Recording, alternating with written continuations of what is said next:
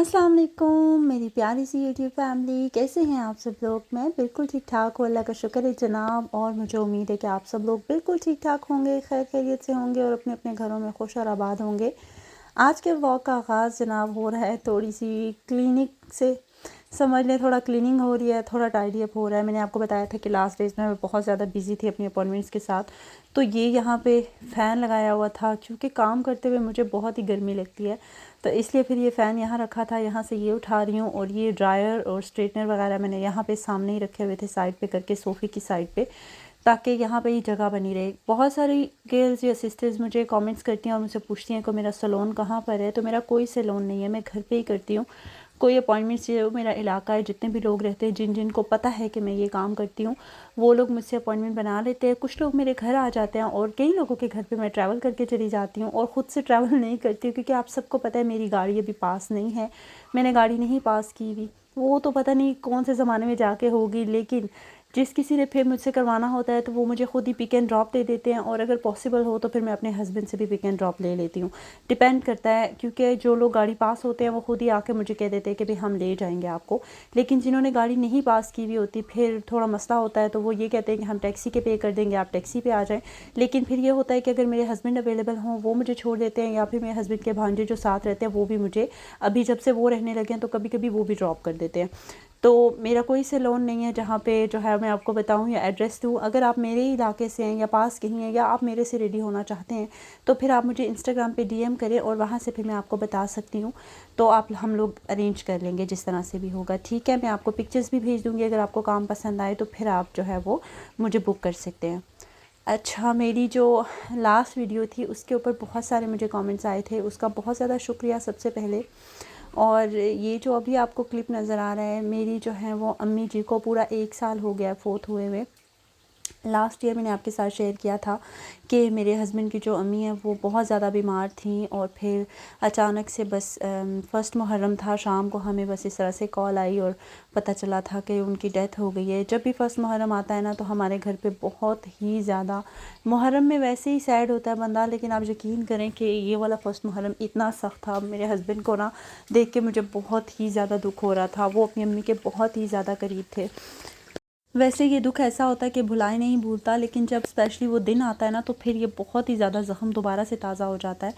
तो यहाँ पे मैं जो है उनकी दुआ के लिए हलवा बना रही थी, और मैंने जो है वो पहले से पढ़ाई भी करके रखी हुई थी जिस पे मैंने दुआ भी करनी थी। तो हम साथ साथ जो है वो पढ़ते रहते हैं, पढ़ाई करते रहते हैं, तो इसलिए मैंने कहा चले मैं साथ में दुआ भी करा लेती हूँ। वैसे जो नॉर्मल साल बनता है ना उस हिसाब से अभी साल नहीं हुआ है, लेकिन इस्लामिक महीने के हिसाब से उनकी डेथ जो है वो पहली मुहर्रम को हुई थी। माशाल्लाह उनको मुहर्रम का महीना नसीब हुआ था, तो उस हिसाब से मैंने कहा कि मैं दुआ कर देती हूँ। साथ में मैंने हलवा बनाया था।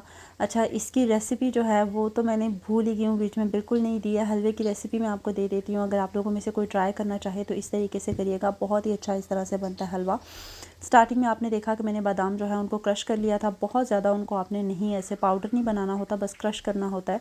उसके बाद आपने क्या करना है कि एक पैन लेना है या जिसमें भी आप बना रहे हैं उसमें आपने सबसे पहले देसी घी डालना है। मैंने थोड़ा ज़्यादा बनाना था, मैंने उस हिसाब से बनाया। अगर आप थोड़ा डालेंगे तो आपने अगर 1 चम्मच देसी घी लेना है, उसके अंदर आपने बादाम डालने हैं और उसको अच्छे से ब्राउन करना है, भूनना है। जब वो अच्छे से ब्राउन हो जाएंगे तो उसमें आपने सूजी ऐड कर देनी है। देसी घी अगर आपने 1 चम्मच डाला है तो आपने सूजी जो है वो 2 चम्मच डालने हैं। डालने के बाद आपने खूब सारा उसको भूनना है। जब वो ब्राउन हो जाएगी ना तो फिर उसके अंदर आपने जो है वो दूध ऐड कर देना होता है। दूध ऐड करना है आपने तकरीबन, अगर आपने डाला है कि 2 सूजी के चम्मच है तो उसमें 1 चम्मच 1.5 चम्मच आपने उसमें दूध डालना होता है।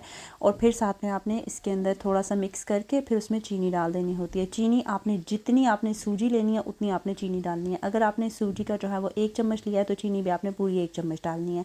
अगर 2 चम्मच सूजी लिया है तो 2 चम्मच आपने चीनी डालनी है। अगर आप मीठा कम खाते हैं तो फिर आपने चीनी थोड़ी कम डाल लेनी है।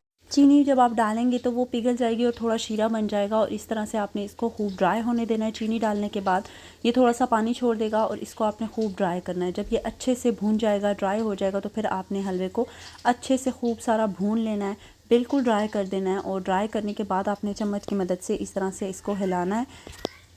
जब हलवा तकरीबन आपका रेडी हो जाएगा ना, तो उसके बाद आपने ऊपर से मेवा ऐड करना है। मेवा पहले से ऐड नहीं करना, वरना वो बहुत ढीला ढीला सा हो जाता है तो उसका टेस्ट अच्छा नहीं लगता।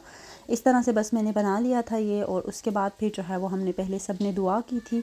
दुआ करने के बाद जितने भी घर थे जहाँ जहाँ मैं जानती हूँ पास पास, उन सब में मैंने ये बांट दिया था।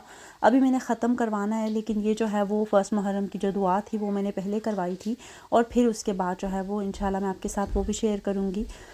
तो अब मैं यहाँ पे एक बात करना चाहती हूँ, बहुत ही ज़रूरी बात है ये, कि बहुत सारे लोग इस तरह से कहते हैं कि जैसे बहुओं जो होती हैं वो सास और बहू के रिश्ते जो है वो अच्छे नहीं होते, या कुछ बहुएं अच्छी नहीं होती, कुछ सास अच्छी नहीं होती। तो मैं एक बात आप सबसे कहना चाहती हूँ यहाँ पे, कि ताली हमेशा दो हाथ से बजती है। अगर आप अच्छे हैं तो इंशाल्लाह आपके साथ जो भी रिश्ता जुड़ा हुआ है तो वो आपके साथ अच्छा रहेगा। अगर आपका ताल्लुक़ जो है वो, अपनी तरफ से आप पूरी कोशिश करें कि अपना ताल्लुक़ आप अच्छे से बना के रखें, स्पेशली सास के साथ या ससुर के साथ। बाकी किसी का मैं नहीं कहूँगी, क्योंकि आप डिपेंड होता है कि हालात पे, और डिपेंड होता है आगे बंदों पे भी, क्योंकि कहीं जगह पे आप बहुत ज़्यादा प्यार करते हो, बहुत ज़्यादा इज़्ज़त देते हो, लेकिन वहाँ पे ना कोई आपसे वो लेना नहीं चाहता शायद, या डिज़र्व नहीं करता।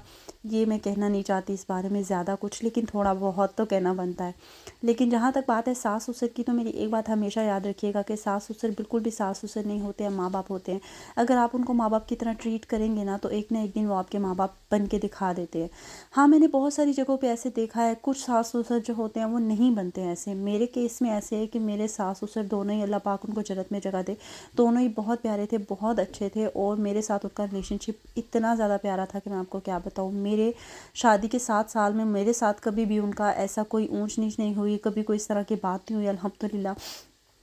अगर कभी कोई छोटी मोटी बात हो ना, मेरी सास को मुझसे कोई शिकायत भी हो अगर, तो वो मुझे इतने प्यार से समझाती थी, और मैं भी इतने प्यार से उस बात को समझ जाती थी और उनकी बात को मानती थी। मैंने कभी उनके साथ बहस नहीं की, और इस बात पे वो तारीफ़ भी करती थी। जब मेरे हस्बैंड पाकिस्तान में 4 महीने रहे हैं, तो मेरी सास ने स्पेशल मेरे हस्बैंड से कहा था कि तुम्हारी बीवी जो है ना वो बहुत अच्छी है, और मेरी तबीयत अगर ज़्यादा ख़राब होती है, जब भी मैं उससे बात करती हूँ ना, तो मुझे अच्छा फ़ील होने लग जाता है। तो उसको हमेशा खुश रखना, और आप दोनों हमेशा हंसते बसते रहना। ये बात जब मेरे हस्बैंड ने मुझे बताई ना, एक बात होती है कि कोई बंदा आपके सामने आपकी तारीफ़ करे, लेकिन जब मेरे हस्बैंड ने मुझे ये बात बताई, मुझे इतना रोना आया ये बात सुन के, कि जब कमर के पीछे आपके साथ कोई इतना प्यार करता है और आपके लिए इतना सोचता है, तो ये बहुत एक बड़ी बात होती है।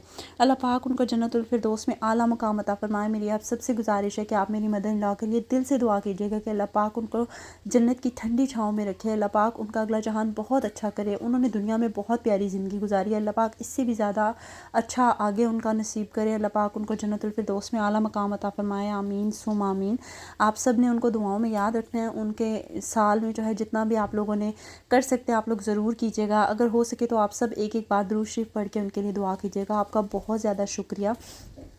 इस तरह की चीज़ें मैं इसलिए भी शेयर करती हूँ कि जैसे यहाँ पे बहुत सारी सिस्टर्स होती हैं, हमारे पास कोई इतना वो नहीं होता है सिस्टम जिस तरह हम पाकिस्तान में कराते हैं दरूद वगैरह, उस तरह से करा सकें। तो जिस हिसाब से हम कर सकते हैं उतना तो हम कर सकते हैं, तो आप लोग कर सकते हैं ऐसे। इसलिए इंशाल्लाह मैं आपसे फिर मिलूँगी नए व्लॉग के साथ। इस व्लॉग को ज़रूर लाइक कीजिएगा। अल्लाह हाफिज़।